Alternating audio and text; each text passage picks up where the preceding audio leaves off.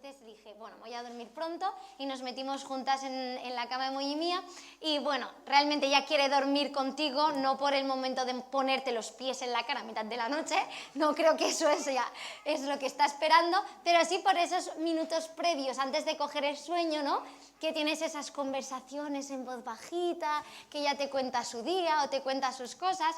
Entonces estamos allí y de golpe me dice Sofía, mamá, ¿quieres que te diga algo especial? Y yo, bueno, sí, claro. Me dice, eres muy buena madre. Con 3 años. Y como buena madre que soy, ¿no? Siempre nos culpamos y juzgamos de que no somos suficientes madres. Así que tu hija de 3 años te diga eso, pues se me escapó la lagrimilla. Entonces ella se me puso, se me apartó, me dice, te aparto el cabello. Y me da un beso en la frente y me dice, ¿quieres que te diga algo que te haga llorar? Y yo, bueno, ya lo estás haciendo. Y me dice, eres estupenda, inteligente, dices cosas divertidas, la gente te quiere y yo te quiero muchísimo. Evidentemente te pones a llorar como una magdalena. Y a los minutos yo estoy abrazada a ella y le digo, oye, lo siento mucho, Sofía. Y me pregunta, ¿por qué me pides perdón? Y yo, pues por todas las veces que no soy suficientemente buena madre. Y me dice, ¿por qué piensas tú que no eres buena madre? Y entonces le dije, bueno, porque a veces siento que no hago suficientes cosas. Y me dice esas palabras que las tengo escritas porque pasó eso, yo no podía dormir, lo escribí para que nunca se me olvidase. Y dice, no lo entiendo, tú todo lo que haces es increíble. O sea, que fue uno de los momentos más tiernos de mi vida. Y en un momento le dijo, es que te amo con locura. Y a los minutos, en el silencio, cuando yo pensaba que estaba dormida, se gira y me dice, te amo con locura. Y sigue callada. Pero fue en ese momento, cuando repitió esa expresión de te amo con locura, que de repente entendí una cosa, ¿no? Y fue, de la misma manera que ella está repitiendo el te amo con locura, todo lo que me ha estado diciendo de cosas de afirmación y cosas bonitas, en verdad es porque repite lo que escucha de nosotros a ella, ¿no? De como nosotros diariamente le decimos que es estupenda, maravillosa, inteligente, guapa, ella también expresa su amor de esa manera, ¿no? Y bueno, fue guay porque pensé, bueno, no lo estoy haciendo todo mal como madre, ¿no? Hay algo que estamos haciendo bien. Pero también me hizo pensar justamente en el patriarca del que tenía que predicar. Hace tiempo que sabíamos ya que nos iba a tocar a cada uno y sabía que Jacob era el mío. Y me hizo pensar en Jacob porque pensé, de la misma manera que yo condiciono a Sofía con mis palabras, con cómo la trato, con cómo le digo, Jacob, su vida es un claro ejemplo de cómo sus palabras, lo que esperaban de él, lo que le dijeron y cómo le trataron, le marcó y le influyó en el hombre que iba a llegar a ser. Así que vamos a ver más la vida de Jacob y si os parece, lo primero que vamos a hacer es un pequeño resumen de su vida y de su historia. ¿Por qué? Porque honestamente, si la has escuchado la historia muchísimas veces o la has leído, nunca está de más refrescarla, y si es la primera vez que escuchas hablar de Jacob, pues va bien que te ponga un poco en contexto de lo que vamos a estar hablando luego. Entonces, Jacob, su historia, su vida la podemos leer desde el Génesis 25 hasta Génesis 35 más o menos. Luego ya explica la historia de José y de sus hijos, que sigue siendo su vida, ¿no? Porque nuestros hijos es una extensión de nuestra vida, pero en sí su vida, enfocándose en él, es del 25 al 35. Y lo primero que vemos de Jacob es que ya nació de una manera muy particular. Él es hijo de Isaac y Rebeca. Isaac es el último patriarca del que estuvimos hablando y si recordáis, de la misma manera que su padre y su madre tuvieron problemas para quedarse ya encinta, le pasó lo mismo, clamaron a Dios, oraron y Rebeca, su mujer, se quedó embarazada. Pero la Biblia dice que había tanto movimiento porque se peleaban ya los 2 niños en el vientre, ¿no? Que ella no sabía que tenía 2, pero ella solamente sabía que le dijo a Dios, si esto va a ser toda la vida así, mejor llévame ya. O sea, imagínate, ¿no? El dolor, el embarazo complicado que tuvo esa mujer para que de repente ella estuviese incluso, bueno, llévame ya porque no aguanto. Bueno, a día de hoy que tenemos toda la tecnología se sabe que un embarazo gemelar es de los más peligrosos que hay, ¿no? Más de riesgo o que puede haber más problemas, pues imaginaos, ¿no? Ya tenía esto. Y cuando estaba así, que le decía a Dios, llévame si puedes, él le dijo, 2 naciones hay en tu vientre y el mayor servirá al menor. Y le dio esa palabra. Y en el momento del nacimiento, nace primero el primogénito, el que se adelanta, ¿no? El primero Esaú, y el segundo es Jacob. Pero nace de una manera muy curiosa, porque dice que nace sujeto, cogido al talón de Esaú. Como que él quería salir primero, ¿no? Que él quería ocupar ese lugar y sale allí ya cogido al talón del hermano. Y para los israelitas, en ese momento ni se llamaban israelitas, pero para ellos, en esa época, en esa cultura, el nombre que tú ponías a las personas era significativo. Aquí normalmente ponemos los nombres, la gente ve cuál está de moda, o cuál es súper bonito, o cuál es el más original para que nadie se llame como mi hijo. Buscamos otro tipo de motivos. Para ellos, el nombre tenía que ser algo con lo que pudieses reconocer a esa persona, algo distintivo de la persona y algo que le ibas a estar dando identidad. Así que como el primero nació con mucho pelo, le llamaron velludo, que es Esaú, ¿vale? Eran muy originales. Y al segundo, que nació sujeto al talón del primero, le llamaron así, ¿no? Como asiado, sujetado al talón, pero que también, por esa expresión, puede ser suplantador, engañador. Ese era el nombre de nuestro protagonista, desde que nació. No había hecho nada. Nació sujeto al talón de su hermano mayor y desde entonces era un suplantador y un engañador. Y es curioso, porque si vamos más a la vida de Jacob, realmente vemos qué es en lo que se convirtió. Vemos qué es lo que era. Porque la siguiente historia que leemos de Jacob en la Biblia es cuando él está cocinando y su hermano Esaú era un cazador, era muy bueno, había ido ahí a cazar, estaba hecho polvo, dice que la Biblia que estaba famélico, estaba hambriento. Entonces llega donde está su hermano y le dice si le da un poco de guiso. Nada del otro mundo, ¿no? Él está cocinando, yo estoy con hambre, vengo y te pido un poco de comida. Y él le dice, si me vendes tus derechos de primogenitura. Y el otro, bueno, ¿de qué me sirven si me voy a morir aquí igualmente? Así que todo tuyo, sí. Él se comió su guiso y él le vendió sus derechos de primogenitura. Y eso puede parecer cosa de niños. Y dices, bueno, esto realmente no sirve de nada. Eso no está en ningún contrato, ¿no? No puedes ir ante ningún abogado y decir, me los vendió por un guiso. Pero en el momento de la verdad, en uno de los momentos más claves, cuando Isaac ya está muy anciano y dice que es el momento que ha llegado para bendecir a su primogénito, su madre lo escucha y orda con él un plan, un complot para robar esa bendición que Isaac quería dar a su hijo mayor. Y como estaba medio ciego, yo os animo a leerlo en Génesis y ahí veréis todos los detalles de ese momento de la historia, pero él se disfraza, se pone piel de cabrito para parecer velludo, oler como su hermano, tiene que preparar un guiso con un cabrito que supuestamente ha cazado, va allí y consigue engañar al padre y roba esa bendición que el padre quería dar a Esaú para él.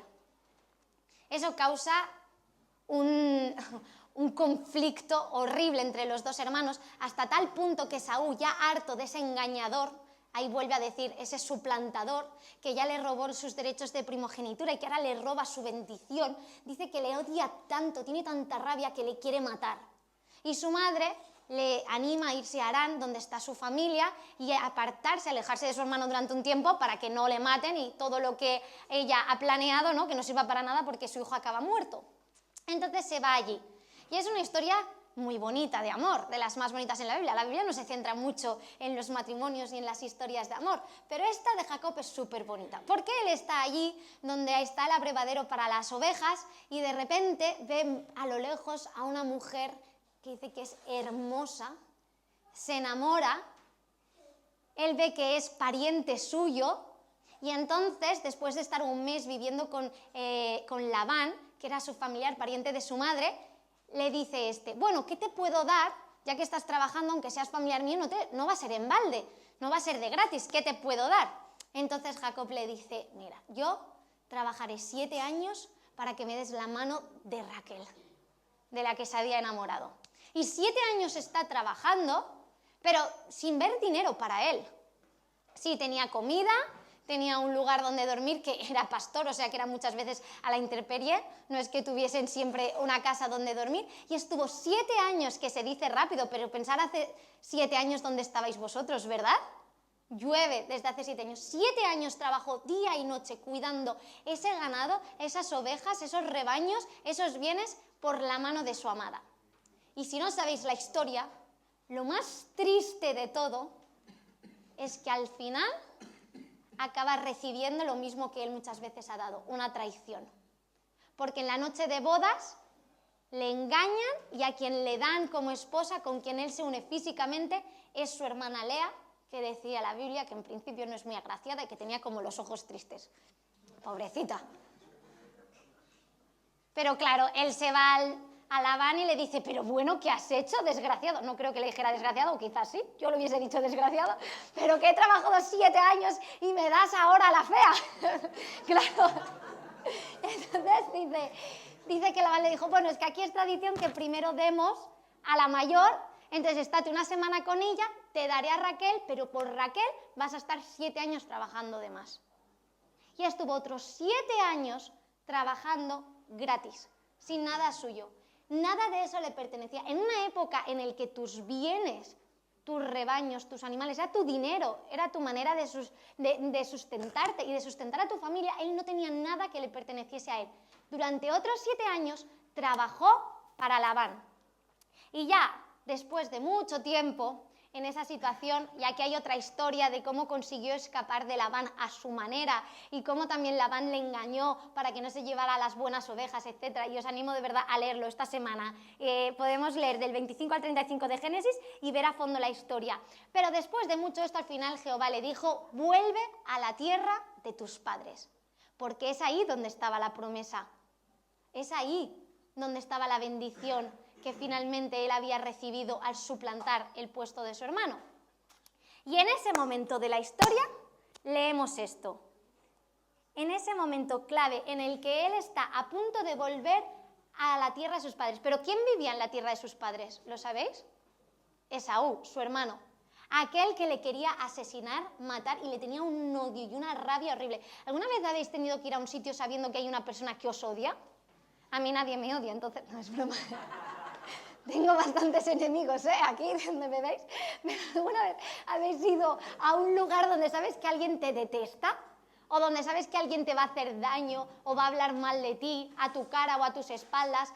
Pues él iba a un lugar donde no solamente sabía eso, sino que sabía que lo más seguro es que le podía asesinar, hacer daño o dañar a las personas que él amaba, a su familia. Así que él estaba urdiendo pues, sus planes, porque Jacob es así. Él buscaba su manera de salir victorioso e ileso. Y en un momento, cuando ya están de camino hacia allí, hace que todas sus 2 esposas, sus concubinas, todos sus hijos pasaran el arroyo y él se quedó solo. Entonces dice así la Biblia, así que se quedó Jacob solo. Y luchó con él un varón hasta que rayaba el alba. Y cuando el varón vio que no podía con él, tocó en el sitio del encaje de su muslo y se desconyuntó el muslo de Jacob mientras con él luchaba. Y dijo, déjame porque raya el alba. Y Jacob le respondió, no te dejaré si no me bendices.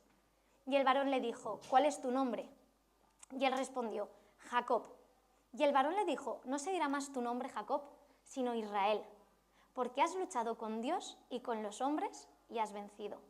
Entonces Jacob le preguntó y dijo, declárame ahora tu nombre. Y el varón respondió, ¿por qué me preguntas por mi nombre? Y lo bendijo allí. Y llamó Jacob el nombre de aquel lugar Peniel, porque dijo, vi a Dios cara a cara y fue librada mi alma. Y cuando había pasado Peniel, le salió el sol y cojeaba de su cadera.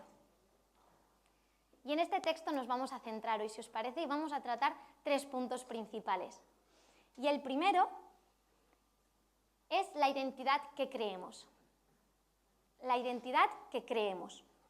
Porque lo primero que hace el ángel de Jehová, él luego dice, ¿no? Que le pregunta el nombre, pero es como que el ángel de Jehová, así es como se decía en el Antiguo Testamento varias veces, vemos este concepto, el ángel de Jehová, que es como Dios tomando forma para encontrarse con las personas. Y entonces le dijo, no, era en plan, no te voy a decir el nombre porque ya sabes quién soy. Y efectivamente él dijo, he luchado, ¿no? Cara a cara con Dios. Él sabía que era Dios con forma humana, ¿no? Porque dicen que era un varón. Pero lo primero que hace el ángel de Jehová al ver a Jacob, ¿sabéis qué es?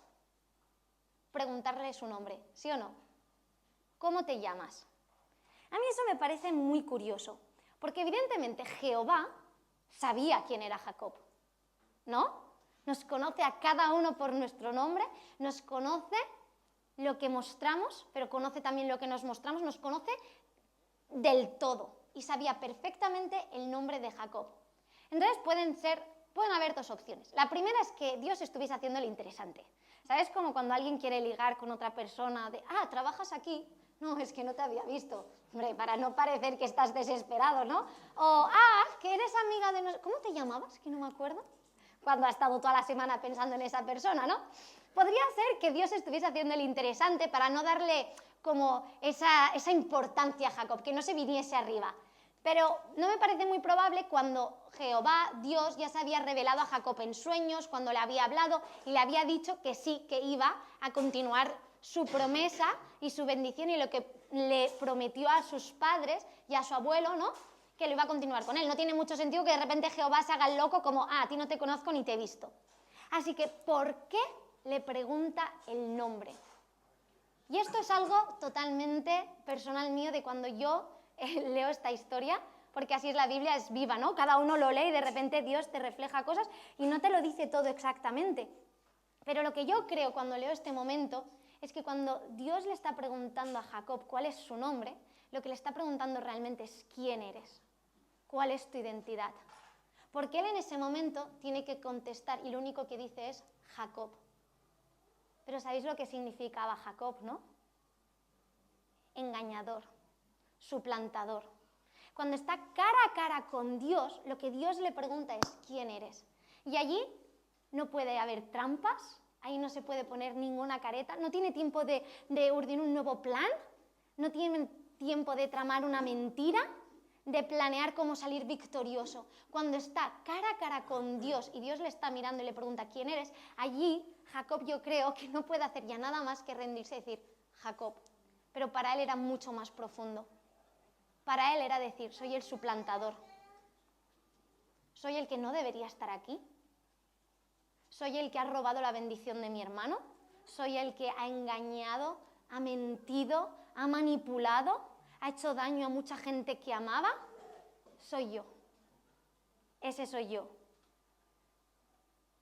Y realmente muchas veces pensamos que Jacob, ¿no? Le pusieron suplantador por su hermano. Pero yo cuando leo la historia de Jacob, lo primero que veo, y creo que es mucho más profundo, es que el lugar que suplanta la mayor parte de su vida es el lugar de Dios. Porque en vez de rendirse a Dios y dejar que Dios cumpla esa promesa que le dio a su madre desde el vientre para su vida, en vez de dejar que Dios lo haga a su manera, ¿sabéis lo que hace Jacob? Se ocupa ese puesto de Dios, se pone en el lugar que a él no le pertenece y empieza a hacerlo todo a su manera, con sus fuerzas, con sus engaños, con sus mentiras, para llegar a esa bendición. Y al final, cuando está delante de Dios, sin nada, solo, tiene que reconocer esa dura realidad. Porque no es que engañó, es que era un engañador. No es que metió la pata una vez, es que toda su vida fue un constante de meter la pata y de engañar. Era su identidad. Y yo os quería preguntar, antes de continuar, ¿qué identidad es la que tú crees que tienes? Cuando no hay nadie que te mira, cuando no hay nadie que te escucha, cuando estás delante, cara a cara con Dios, ¿qué es esa identidad? Esas palabras, esas mentiras o esas verdades de cosas que has hecho, que a día de hoy te persiguen, te machacan, te moldean, te hacen sentir que forman parte de ti. Palabras como insuficiente, no ser suficiente, palabras que hacen daño, depende del contexto, de eres como tu padre o vas a ser como tu padre, vas a ser como tu madre, vas a acabar igual que ellos, o no vas a llegar a nada, o no tienes ningún talento, eres un fracaso, nadie te quiere, nunca voy a poder sentirme realmente amado. Si realmente conocieran cómo soy, nadie me amaría realmente. Siempre lo fastidias, todo lo que hago lo acabo fastidiando, ¿no? No se puede confiar en mí, me meto en cada situación dura yo solo, yo sola, o mentiroso, incompetente. Hay palabras a veces sencillas que te marcan como feo, fea, tonto, pesado, pesada.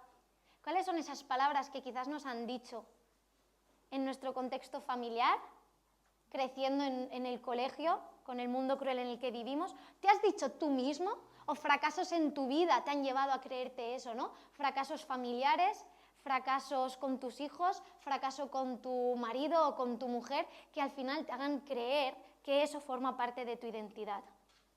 Así que os quiero animar a que antes de continuar cerréis los ojos un momento. Y que os imaginéis como si estuvierais en ese lugar en el que Jacob estaba. En un lugar en el que estáis solos. Imaginaros a vosotros ahí, solos, sin nadie. Y veis a este varón delante de vosotros, que es Dios, tomando esa forma para encontrarse contigo. Y cuando Él te pregunta, ¿cómo te llamas? O mejor dicho, ¿quién eres? Defíneme, ¿quién eres? ¿Qué le contestaríais?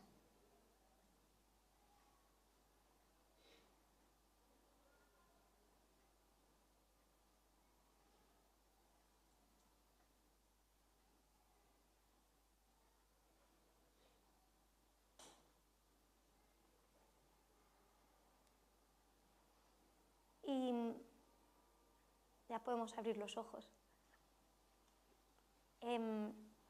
Jacob realmente era eso que él decía. Lo tenía tan en el fondo de su ser que era eso. Hay veces que tenemos mentiras que nos marcan y hay veces que hay verdades que nos marcan. Y lo que Jacob estaba marcado era por una verdad. Si Jacob estuviese aquí hoy, si Jacob fuera uno de nosotros del siglo XXI y formara parte de nuestra iglesia, sería de estas personas que a la gente de confianza le dirías, no te acerques, no te fíes de él, no hagas negocios con él en tu vida, no te fíes de nada de lo que te dice. Sería esta clase de persona. Y una de las cosas que me asombra es que cuando leemos la historia de Esaú y de Jacob se nos habla de sus 1000 meteduras de pata, se nos habla de sus 1000 defectos, y de Esaú lo que vemos es que menospreció su primogenitura por un guiso, en algo que podría hasta parecer algo de niños, ¿no? O algo más absurdo, porque realmente ¿cómo voy a perder mi primogenitura por yo tomarme aquí unas lentejitas o lo que eso fuera, ¿no? Y que se casó con 2 mujeres que no compartían su fe, que no compartían la fe de su familia. Esas son las únicas 2 cosas que el pobre Esaú hizo en su vida. Que esté escrito, ¿eh? Entonces, si tuviésemos nosotros que humanamente escoger quién estaba más capacitado, preparado o quién se lo merecía más, seguramente, humanamente, podríamos haber dicho que Esaú. Pero Dios no busca a alguien que se pueda justificar. Dios no busca a alguien perfecto, Dios no busca a alguien que se pueda ganar con méritos lo que Él tiene para nosotros. Dios no busca a alguien con una identidad formada a su imagen y semejanza. Y eso es así. Dios no busca a alguien con una identidad formada a su imagen y semejanza, pero sí que busca a gente dispuesta a dejarse moldear para tener su imagen y semejanza. Y eso es lo que Dios busca. Dios no busca tus méritos y tus acciones, pero Dios busca un corazón que pueda tocar, que a pesar de los golpes, Él pueda moldear para ser a su imagen y semejanza. Así que esa respuesta que tú has dado en ese momento de cerrar los ojos no te imposibilita para llevar a cabo la bendición y el plan que Dios tiene para ti. Esas cosas que nos decimos a nosotros mismos, que creemos que nos definen tanto, que creemos que forman parte de nuestra identidad, no nos alejan del plan que Dios tiene para nuestra vida. Pero lo que hacemos con esa identidad, sí. Así que, ¿estamos realmente dispuestos a luchar con Dios por esa bendición, como hizo Jacob? ¿Estamos dispuestos a luchar por esa nueva identidad con Dios, con lo que eso supone? Esa quizás sí que es la pregunta que tenemos que hacer. ¿Estamos capacitados? No, la respuesta es no. ¿Pero estamos dispuestos a dejarnos capacitar por Dios? Esa sí que es la respuesta que importa. Y lo primero que yo creo que tenemos que hacer es ponernos en ese lugar de vulnerabilidad extrema delante de Dios y ser capaces de decirle nuestro nombre, como tuvo que hacer Jacob, nuestra identidad, nuestros fallos, nuestros errores, todas las cosas que queremos esconder, tenemos que sacarlas a la luz en ese lugar seguro con Dios. Y el segundo punto, el segundo paso en sí que vemos como Dios trabaja, es con la identidad que Él nos da, la identidad que Dios nos da. Cuando Él le contesta, le dice Jacob, cuando Jacob en ese momento no puede decir nada más que admitir que es un suplantador, Dios le dice, no se dirá más tu nombre Jacob, sino Israel, porque has luchado con Dios y con los hombres y has vencido. Y es brutal, porque Él está luchando hasta casi el alba por una bendición. Y en la Biblia no se nos dice qué bendición es, porque luego dice, y lo bendijo, pero no se nos narra que sea una bendición de 3 capítulos o un pedazo de discurso. Lo único que se nos dice que le dijo el ángel de Jehová en ese encuentro es esto, le da un nuevo nombre, pero es algo muchísimo más profundo. Lo que le está dando es una nueva identidad. Una vez Jacob le ha dado su identidad pisoteada, lo que Dios está haciendo es darle una nueva identidad en su vida. E Israel significa el que lucha con Dios. Aunque depende de dónde vayas, hay 1000 traducciones, no 1000, ¿vale? Eso sería exagerar, pero hay bastantes traducciones, el que persevera con Dios, el que lucha con Dios, el que no sé qué. Realmente esto siempre es muy complejo, ¿no? Ver exactamente cuál era el corazón de Dios en eso, pero la más aceptada es el que lucha con Dios. Y yo estuve leyendo, llevo días, como decía, sabiendo esto, entonces a veces leía o comentarios de qué narices significa eso, qué significa el que lucha con Dios. Y la verdad es que hay muchas explicaciones. Cada teólogo da su punto de vista, cada blog que tú vayas, me metí en uno de un israelita, o sea, de un judío, a ver exactamente para ellos en su tradición qué significaba ese nuevo nombre. Y yo al final lo pensaba, y yo creo que, ¿por qué le llama el que lucha con Dios, no? Y al final pensaba en que si me pusiese en la piel de Jacob, ¿no? Intentase recrear en mi cabeza ese momento, qué es lo que estaba en el corazón de Dios al darle ese nombre tan simbólico. Y creo que era una manera de redimirle. Era redimirle por su pasado y por todo lo que había hecho hasta ese entonces. Porque dice, has luchado con los hombres y con Dios y has ganado. Me parece brutal porque le da la razón en cierto sentido. Ganaste, luchaste con los hombres y ganaste. Pero el luchar con los hombres y haber ganado, le hacía llegar ahí como un suplantador. Como alguien que había llegado allí por sus propios métodos, sus propias fuerzas y en un lugar que no le correspondía a él. No había sido ni por nacimiento, ni su padre se lo había dado legítimamente. Llegó a él por sus propias fuerzas. Y en ese momento Dios le redime y le dice, has luchado con los hombres y has ganado, pero ahora has luchado con Dios y has ganado. Cara a cara conmigo has luchado y yo, directamente Dios, te doy la bendición. Te escojo a ti. Lo hacemos a mi manera. Y era una manera de redimirle. Y bueno, a mí me parece brutal de cómo Dios es, porque Él trabaja así.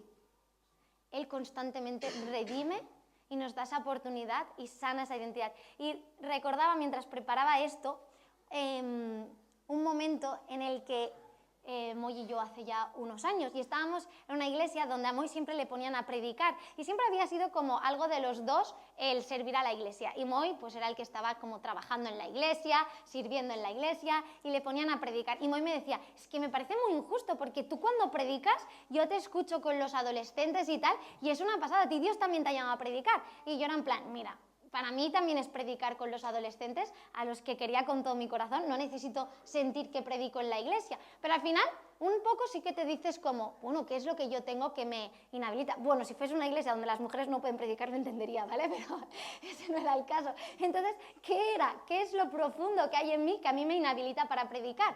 Y yo le dije a Moy, cuando yo oraba sentía que Dios, si Él lo quería hacer, lo haría, porque Dios es así. No hay hombre, no hay circunstancia que si él quiere hacer algo, haga, ¿no?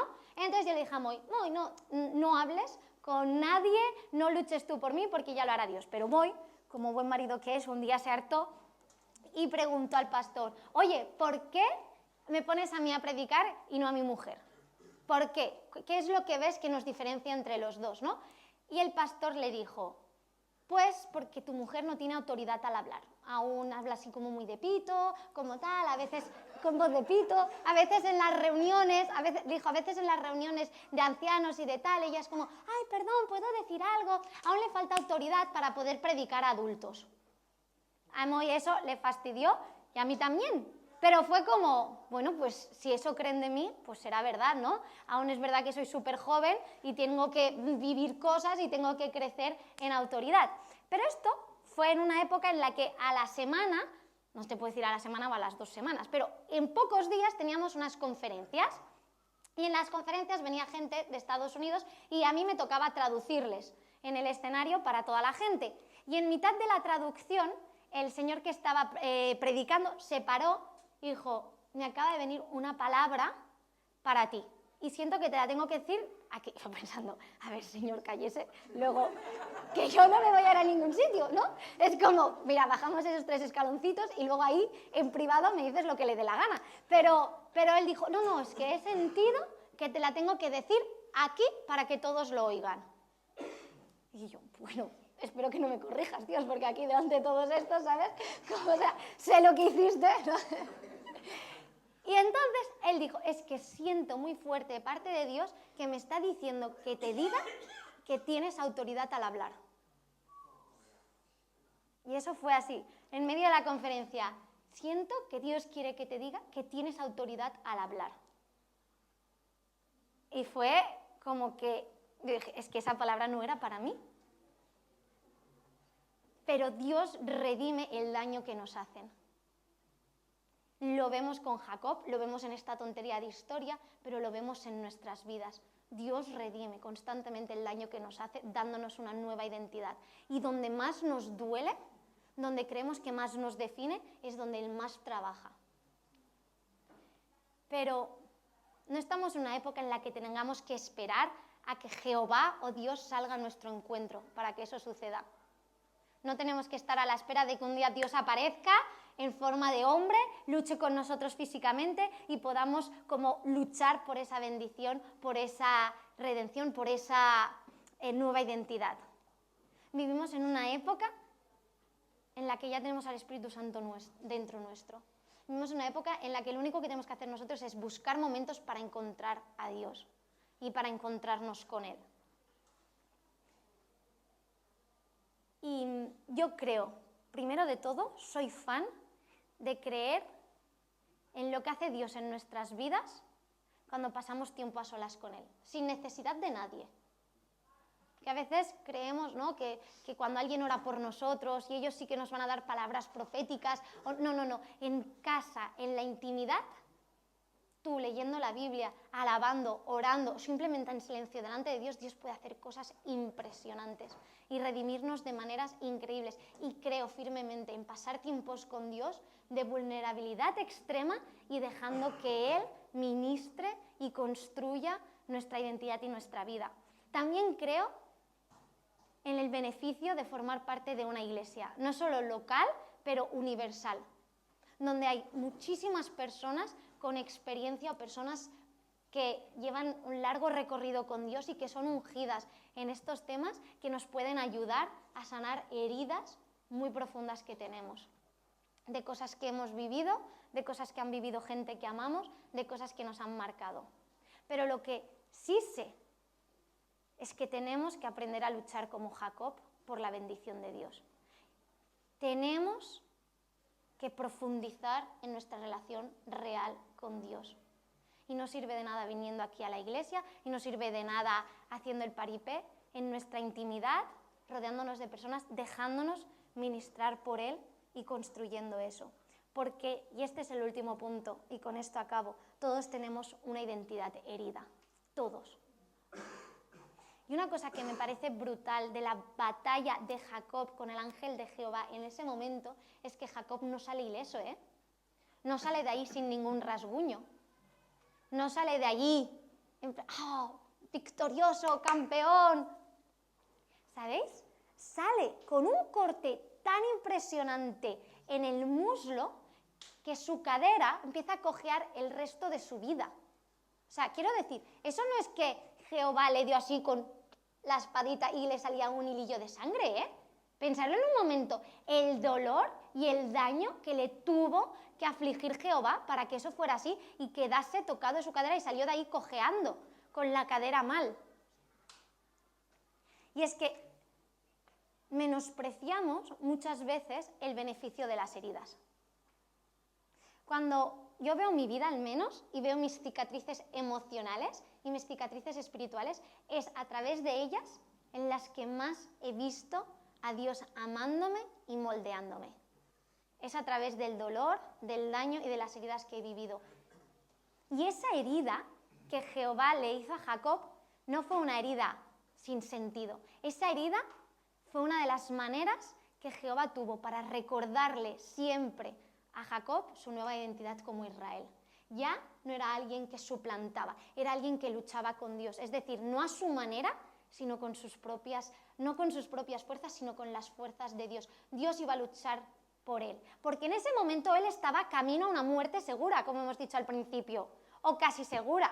Es decir, si en algún momento en su vida ese hombre necesitaba las patas para salir corriendo, era en ese preciso instante en el que quizás su hermano se le giraba la cabeza y le quería matar. Pero Dios le impidió salir huyendo y confiar en sus propias fuerzas, pero ir allí indefenso, confiando en que a partir de ahora tendría que hacer las cosas a la manera de Dios y con las fuerzas de Dios. Y eso es lo bueno con Dios, que nuestras heridas son usadas para bendición. Y aquí voy a decir algo que es importante antes de acabar, así que os pediré un minuto de vuestra atención para que no malinterpretéis lo que voy a decir aquí, ¿vale? Y es que aunque la promesa de Dios siguió hasta el final de sus días en la vida de Jacob, la promesa no le impidió vivir la consecuencia de sus decisiones y de sus acciones. Si tú luego lees la historia de Jacob y la vida de sus hijos, es un verdadero desastre. Jacob es un padre pésimo, porque por sus heridas de cómo lo habían tratado a él, por sus heridas de ver cómo su padre había favorecido al mayor, porque su padre también, en vez de hacer caso a Dios y bendecir al pequeño, decidió hacerlo a su manera y poner su favoritismo, despreciando lo que Dios había dicho y despreciando al menor para dar todo su amor y su favor al mayor, hacerlo a su manera. Y como él recibió ese desprecio de su padre, él despreció a sus propios hijos, haciendo que el pequeño y aquellos hijos que eran de Raquel, ¿recordáis esa mujer que realmente era la que él había amado? Esos 2 hijos eran mucho más importantes que sus otros 10. ¿Y sabéis qué causó eso? Divisiones, contiendas y casi la muerte de uno de ellos, pero le impidió disfrutar de su hijo amado durante gran parte de su vida, porque la promesa de Dios sigue fiel, pero nuestras acciones, a pesar de que vengan de heridas justificables, nuestras acciones van a tener consecuencia en tus hijos, en tu matrimonio, en tus amigos y en tu vida. ¿Y sabéis qué? Dios es un Dios de esperanza, la Biblia es un libro de esperanza, pero no es un cuento de hadas. Y si creéis que esta religión es un cuento de hadas, que vamos a pasar por la vida ilesos, leamos otra vez esa batalla como en el ángel y ver cómo Jacob salió herido de allí para el resto de su vida. Y en nuestra vida vamos a ser heridos, pero también vamos a herir si no tratamos nuestras heridas. Y a veces me hace gracia porque ves personas que hacen cosas malas y les solemos justificar, ¿no? Es que tiene muchas carencias, es que si tuvieras de dónde viene, y todos tenemos carencias y todos siempre hemos vivido cosas, unos más, otros menos, ¿eh? Pero esas carencias no te van a justificar y no te van a salvar del daño que tú vas a hacer a la gente que amas. Y yo no digo esto para traer culpa, no digo esto para traer condenación, al revés, digo esto para traer concienciación, para que nos responsabilicemos. Para que si nuestro matrimonio es un verdadero desastre, no esperemos que Dios lo solucione sin nosotros tratar nada de nosotros mismos.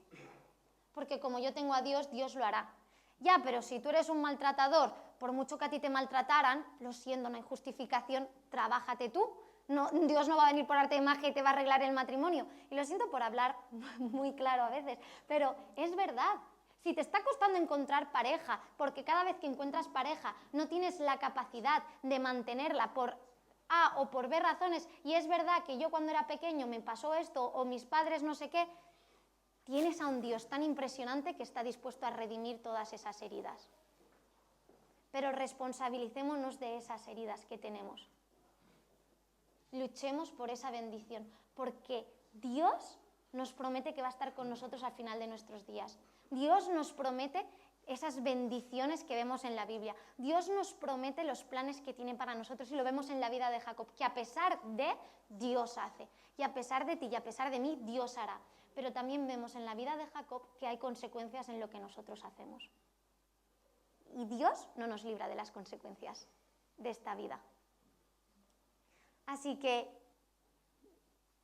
de verdad que lo digo, porque de nada sirve venir aquí y decir, bueno, me ha gustado más o menos la predicación, o oye, Jacob, qué tío, o es verdad, yo también tengo una identidad dañada, y salir de aquí como si nada. Yo de verdad quiero animaros, si hoy os quedáis con algo, a poder hacer introspección en nuestra casa, en nuestros tiempos con Dios, de ver realmente qué heridas tenemos que nos dañan a nosotros y dañan al resto, porque tenemos un Dios tan sumamente increíble que está a nuestro encuentro para bendecirnos, darnos una nueva identidad y redimirnos. Ese es nuestro Dios. Así que antes de acabar, ¿qué te os parece si cerramos nuevamente los ojos? Y ya acabamos. Y os quiero pedir que os volváis a poner en esa situación en la que veis al ángel de Jehová delante de vosotros, en el que estáis a solas con él.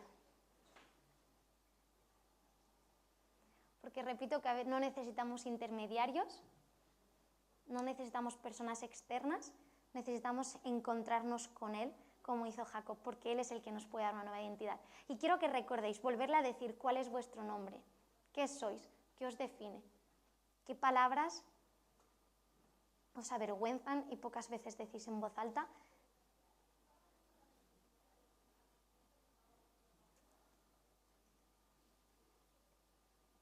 Y quiero que pasemos un tiempo de intentar escuchar qué es lo que Dios dice a cada uno de vosotros.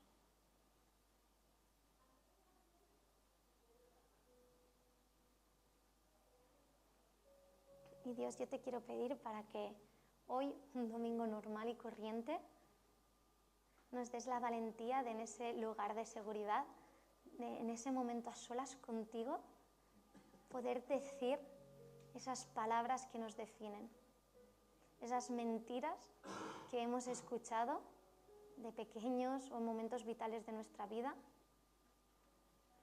o que nos han dicho personas a las que amábamos, les habíamos dado autoridad y hemos permitido que nos afectaran más de lo que tú desearías.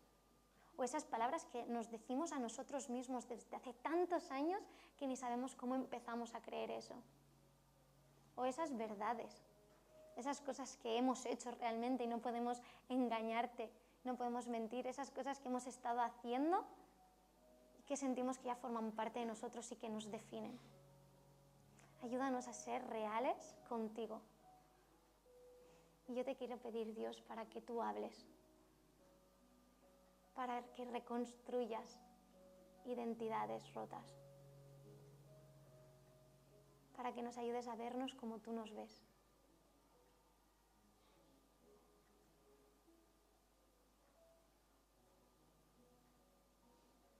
Que susurres, que pongas imágenes, sensaciones, palabras en la cabeza de las personas que están aquí, que sepan que viene de ti, que eres tú hablando directamente a cada uno, reconstruyendo aquellos que otros destruyeron.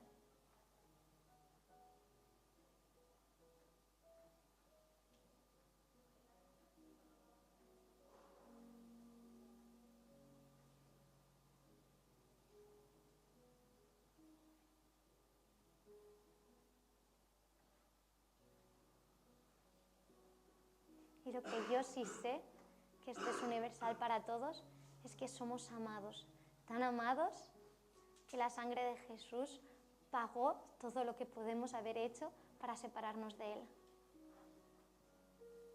Somos tan amados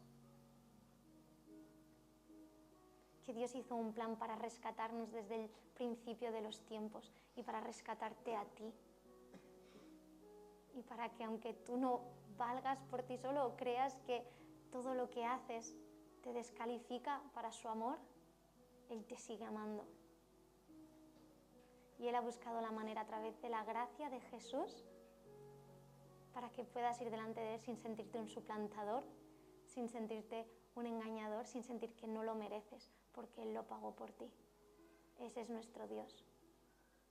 Así que Dios, para acabar, yo te quiero pedir por esta iglesia, para que seamos personas que honestamente nos responsabilizamos de lo que hacemos, que busquemos con hambre y luchemos como Jacob luchó hasta el alba por tu bendición, por tu amor y por cómo tú nos redimes, Señor. Yo te quiero pedir para que sanes familias, sanes matrimonios, sanes relaciones de padres y madres con sus hijos, sanes relaciones de otro tipo, Señor, pero que seamos personas restauradas por ti. Que en esta iglesia haya más de ti y menos de nosotros. En tu santo nombre, amén.